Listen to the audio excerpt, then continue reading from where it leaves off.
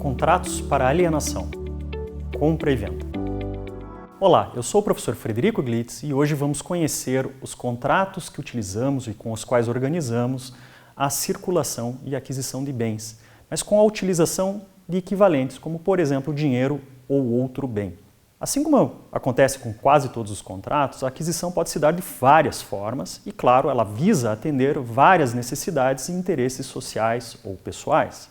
Essa distinção é que justamente se baseia na ideia de autonomia privada e é justamente a modulação dessa liberdade de criação que nós utilizamos para organizar esses contratos. Talvez o contrato mais conhecido e talvez o mais básico de todos seja justamente a compra e venda. Ela se diferencia das outras operações negociais justamente porque nela acontece a promessa de transferência de um bem, que é do patrimônio do vendedor, pela promessa de entrega de outra parte, de outro patrimônio, desta vez do devedor, mas essa segunda entrega, representada por meio de um padrão monetário. Ou seja, em resumo, a gente está falando necessariamente da entrega de um bem e a sua troca por dinheiro.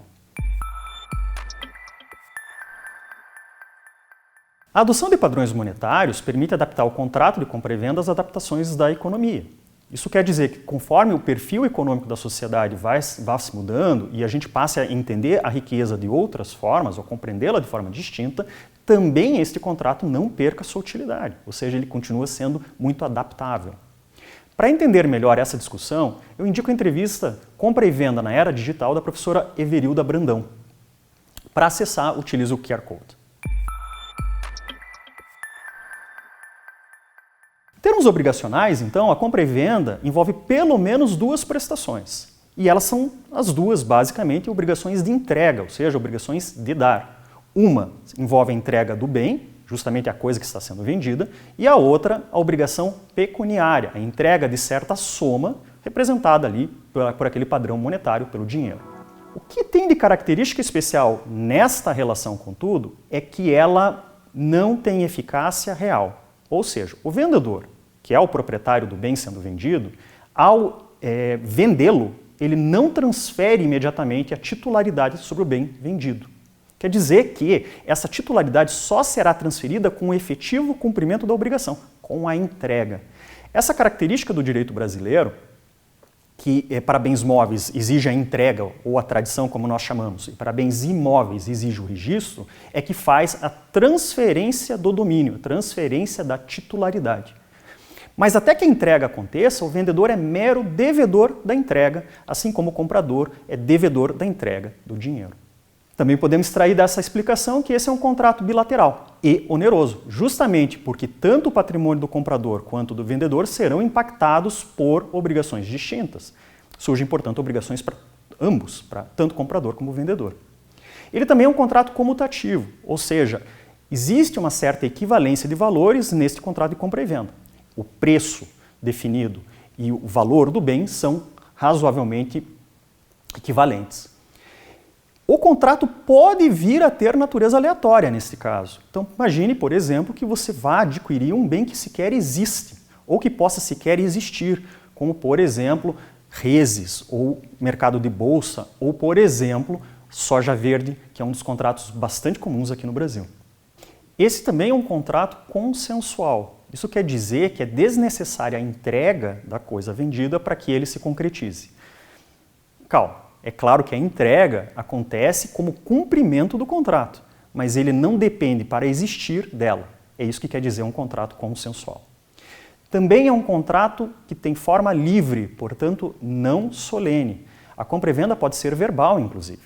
Não é necessário que ela seja escrita, registrada, nem precise constar de instrumento público. Claro que existem casos e casos, como por exemplo, exceções legais. Quando a gente falar da compra e venda de bens imóveis de valor superior a 30 vezes o maior salário mínimo em vigor no país, será necessária, como condição de validade, a escritura.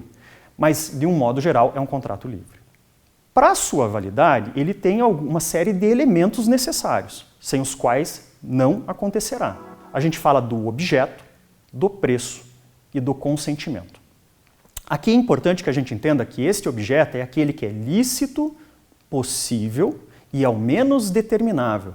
Daí porque, claro, o contrato de compra e venda do céu do oxigênio ou do Cristo Redentor, não será um contrato válido. Assim como não será um contrato válido se eu comprar algo, né? Comprar mesa, sem, por exemplo, definição do que e características básicas a serem entregues.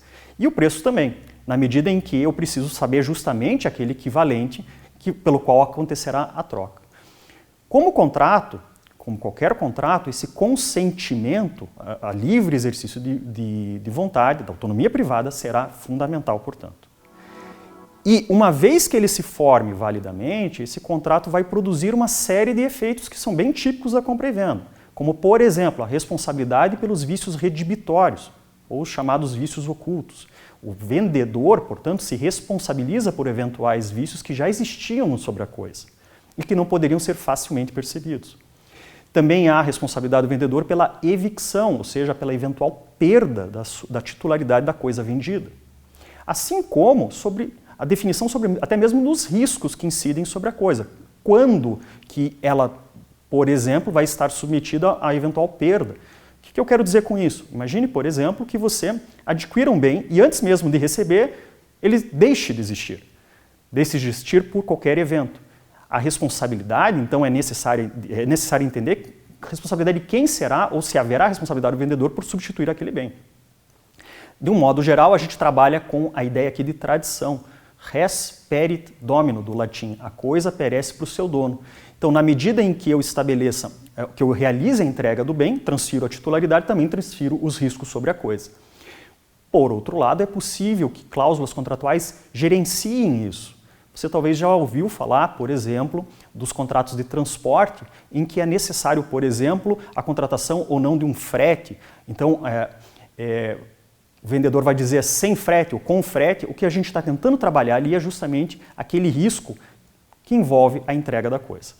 Por fim, é necessário também entender que na compra e venda existe um certo raciocínio de repartição das despesas empregadas na sua realização. De um modo geral, o devedor da entrega deve arcar com os custos dessa entrega, mas isso também pode ser negociado, como, por exemplo, os custos com certidões negativas em um contrato de compra e venda de um imóvel, por exemplo.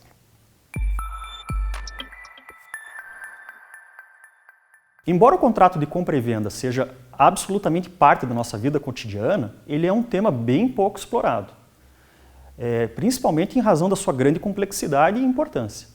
Sugiro então que você aprofunde a matéria com a leitura do capítulo 2, A Compra e Venda Mercantil, do livro Tratado de Direito Empresarial, volume 4. O que a gente pode concluir dessa aula? Essa espécie contratual, ela é tão importante, tão diária em nossas relações, que ela é tomada como uma espécie de padrão pelo legislador para estabelecer a regulamentação dos demais contratos. Ela, contudo, não é a única forma como a gente pode organizar esse tipo de operação econômica. Eu espero que você tenha gostado dessa aula e desejo a você ótimos estudos.